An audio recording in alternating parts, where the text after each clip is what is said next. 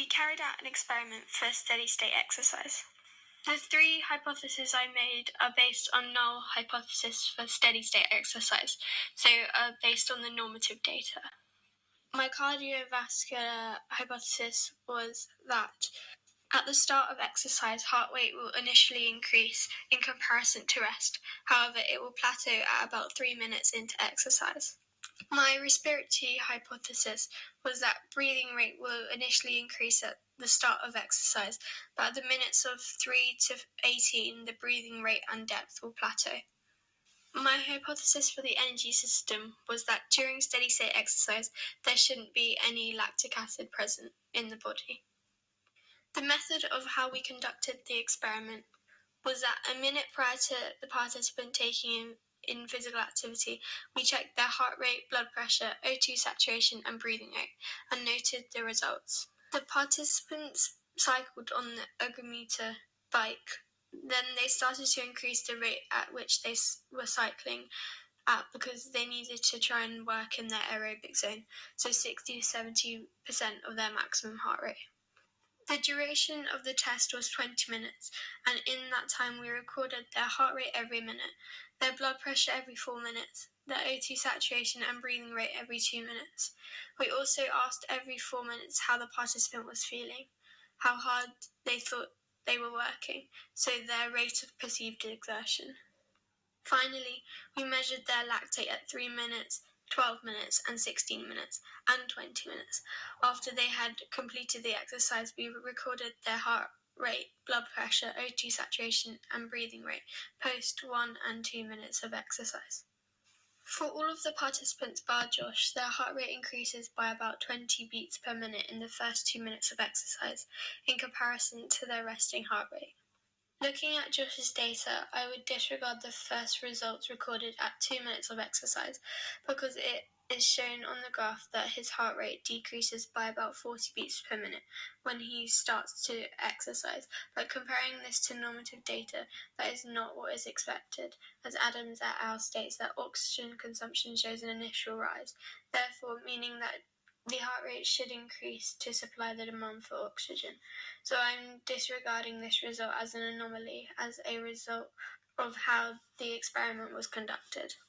Comparing all of the data to normative data, at 3 to 4 minutes of exercise, the heart rate should plateau. So we would anticipate the graph to show an initial increase in the heart rate, but then at 3 to 4 minutes of all the heart rates should remain at a constant rate and for the rest of the exercise. In connection to this, Summer and Max's data is in line with the normative data, as there is an initial increase in heart rate when exercise begins. However, Josh's heart rate keeps increasing all the way through exercise. So from 4 to 18 minutes, it keeps increasing and doesn't show a plateau. Therefore, does not show steady-state exercise in regards to normative data. At the start of exercise, Summer's systolic phase increases by 40 millimeters of mercury in the first 4 minutes of exercise in comparison from her blood pressure at rest. However, looking at Summer's diastolic phase from pre to 16 minutes of exercise, it increases by 200 millimeters of mercury, which is not accurate in comparison to normative data, because normative data state that the systolic phase increases during exercise and the diastolic phase decreases during exercise. So I am disregarding all of Summer's data due to it being completely inaccurate. The results may be inaccurate because the recording of blood pressure was not carried out properly or the equipment was faulty. However, Max's data shows that the systolic phase from 4 to 6 minutes of exercise increases by 110 millimeters of mercury, and his diastolic phase decreases, so I won't disregard his data as it is in line with the normative data. I cannot analyse Josh's blood pressure results as none were recorded. Before exercise begins at 2 minutes of exercise, all of the participants' oxygen saturation is above 95.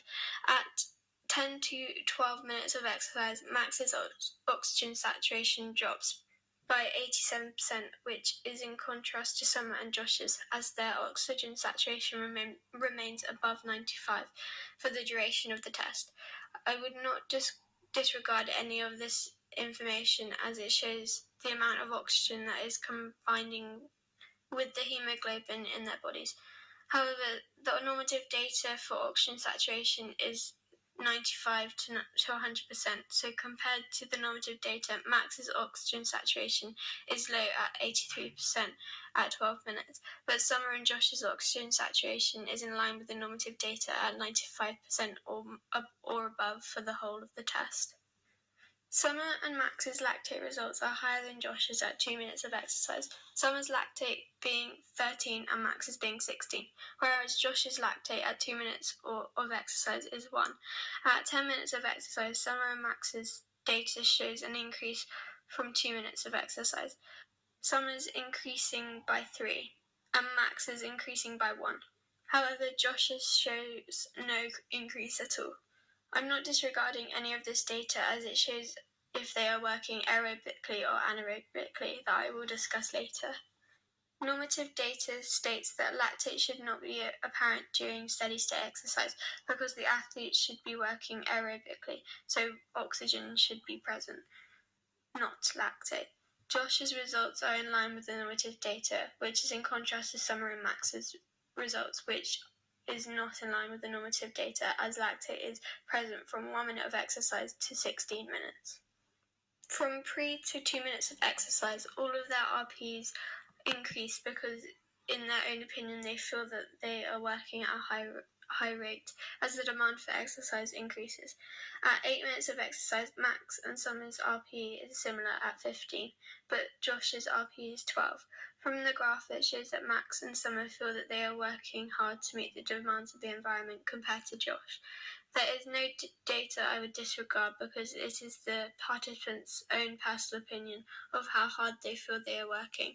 However, referring to normative data, if the participants are working aerobically, then their RPE should reduce due to them meeting the demands of the environment, meaning that they don't have to work as hard. So all of the participants' RPEs at the highest points are 16, which means they think they are working hard to achieve steady-state exercise. Summer's breathing rate increases by 10 from 2 minutes compared to pre-exercise, whereas Josh's and Max's data is not recorded before the exercise, so their breathing rate shows an increase from 2 minutes to 4 minutes of exercise. Max's breathing rate is considerably high compared to Summer and Josh's through the duration of exercise. Normative data shows that breathing rate should initially increase at the start of exercise, but then plateau at 3 to 4 minutes. I'm not disregarding any of this data as there are no anomaly results. However, I would say that Summer and Josh's data is in line with the normative data as their breathing rate shows an initial increase and then it plateaus.